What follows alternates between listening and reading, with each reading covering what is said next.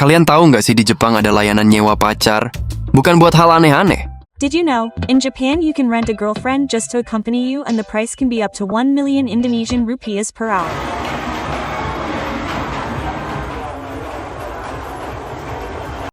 Jepang dan bisnis kesepian. Fenomena sewa pacar yang bikin dunia kaget. Yo cuy, balik lagi di channel ini. Topik kita kali ini agak mind-blowing dan bikin kita mikir keras. Jepang. Bukan soal ramen atau Shinkansen, tapi soal kesepian. Coba bayangin, lu lagi nongkrong sendirian, hati lagi ambiar, gak punya siapa-siapa, terus lu bisa sewa pacar secara resmi. Kayak nyewa mobil atau nyewa motor. Gila kan? Kedengarannya absurd. Di Indonesia, mungkin kalau ada jasa kayak gini, gak cuma viral satu RT, tapi langsung dijadiin sinetron 1000 episode. Tapi, kalau dipikir-pikir lagi, kenapa sih orang Jepang bisa sampai segitunya? Kenapa mereka lebih milih bayar buat fake relationship daripada nyari yang asli? Nah, selama beberapa menit ke depan, kita bakal kupas tuntas. Kita nggak cuma bahas soal nyewa pacar aja, tapi juga fenomena yang lebih gila. Nyewa teman, bahkan nyewa keluarga. Semuanya legal, sah, dan jadi bisnis yang rame banget di Jepang. Ini bukan cuma soal cinta instan, ini soal cermin dunia modern yang makin sukses, tapi makin sepi. Balik lagi bareng gua Sangkala Tenang di Ngomong Hidup. Karena hidup kadang perlu diomongin. Let's go! Asal-usul dan gambaran umum. Oke, dari mana sih ide gila ini muncul? Fenomena rental girlfriend atau rental boyfriend ini bukan baru kemarin sore. Ini muncul seiring meningkatnya individualisme dan kesibukan di Jepang. Perusahaan kayak Family Romance itu pionirnya. Mereka nyediain aktor dan aktris profesional yang bisa lu sewa. Sistemnya jelas. Lu bayar per jam, ada tarif, ada aturan, dan ada durasi sewa. Dan ini penting, bedain ini sama layanan escort atau layanan seksual lainnya. Ini bukan itu, beda. Ini murni layanan emosional. Lu bayar buat temen ngobrol, temen jalan, atau temen yang dengerin semua curhatan lu. Kalau lu sentuh dikit aja, kontrak putus. Industri ini gede banget cuy. Nggak ada data pasti, tapi pertumbuhannya gila. Bayangin, hubungan itu jadi komoditas. Kalau di Indonesia ada bisnis begini, mungkin ratingnya langsung tinggi. Tapi di sana, ini udah jadi bagian dari solusi atas masalah sosial, kesepian massal. Kenapa orang Jepang nyewa pacar? Ini dia pertanyaan utamanya. Kenapa? Kenapa orang Jepang milih jalur yang ribet dan mahal ini? Pertama, tekanan kerja dan kurangnya waktu. Mereka kerja gila-gilaan. Nggak ada waktu buat PDKT, nggak ada waktu buat hangout. Kedua, ada konsep hone atau tatemae. Hone itu perasaan asli, tatemae itu wajah publik. Orang Jepang itu terbiasa menutupi perasaan aslinya demi harmoni sosial. Jadi, buat siapa mereka bisa jujur?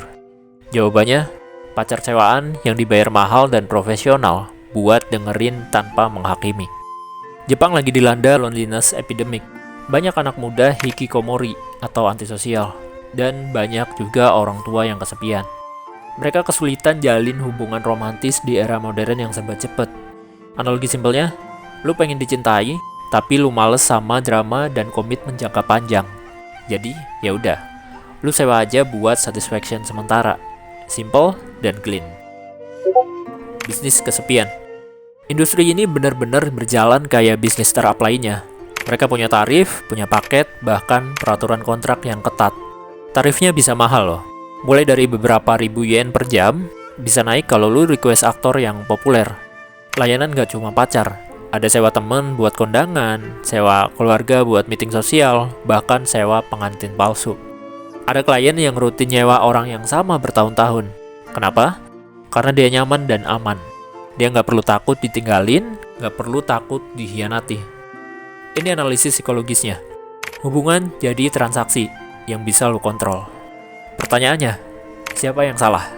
Mereka atau dunia yang bikin orang takut sama koneksi asli? Sisi emosional dan psikologis.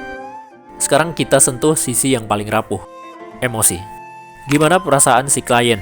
Awalnya nyaman, tapi pasti ada momen palsunya yang nyelekit. Gimana perasaan si pacar sewaan? Mereka profesional, tapi mereka juga manusia.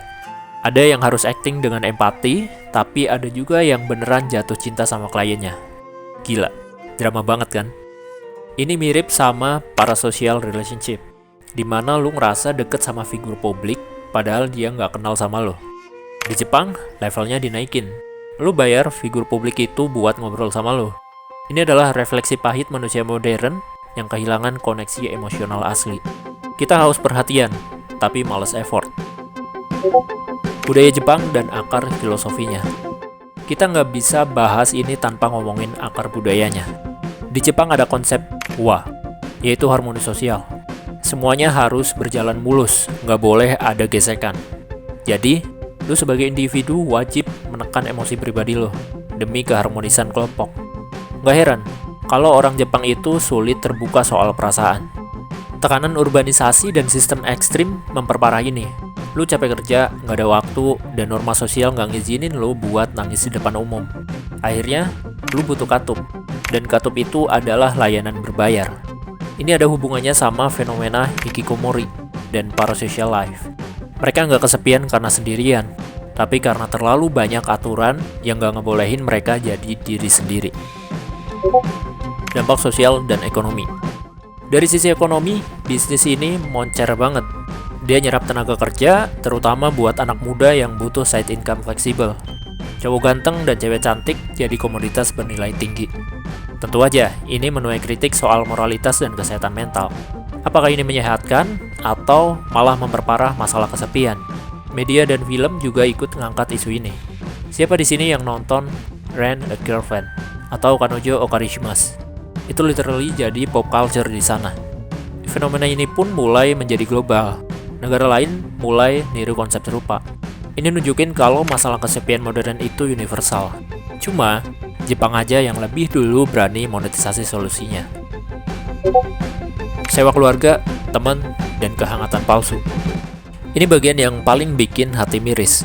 Bisnis ini nggak berhenti di pacar, tapi merambah ke keluarga. Sewa ayah, ibu, teman, bahkan anak. Gila. Ada klien yang nyewa keluarga buat pernikahan karena nggak mau malu. Ada orang tua yang nyewa anak palsu cuma buat ditemenin ngobrol. Ada klien yang nyewa ayah palsu buat nenangin anaknya yang trauma karena ditinggal ayah kandung. Coba deh lu resapi. Manusia itu butuh kehangatan. Kalau lu nggak bisa dapetin dari koneksi asli, lu rela bayar buat dapetin kehangatan itu, walaupun palsu. Ini adalah gejala emotional deprivation, kekosongan emosi akut. Hubungan gak cuma jadi transaksi, tapi jadi semacam obat pereda kesepian. Keluarga palsu, tapi tagihannya nyata. Cermin dunia modern. Setelah semua ini, lu harus sadar, fenomena ini bukan cuma soal Jepang. Ini cermin dunia modern kita.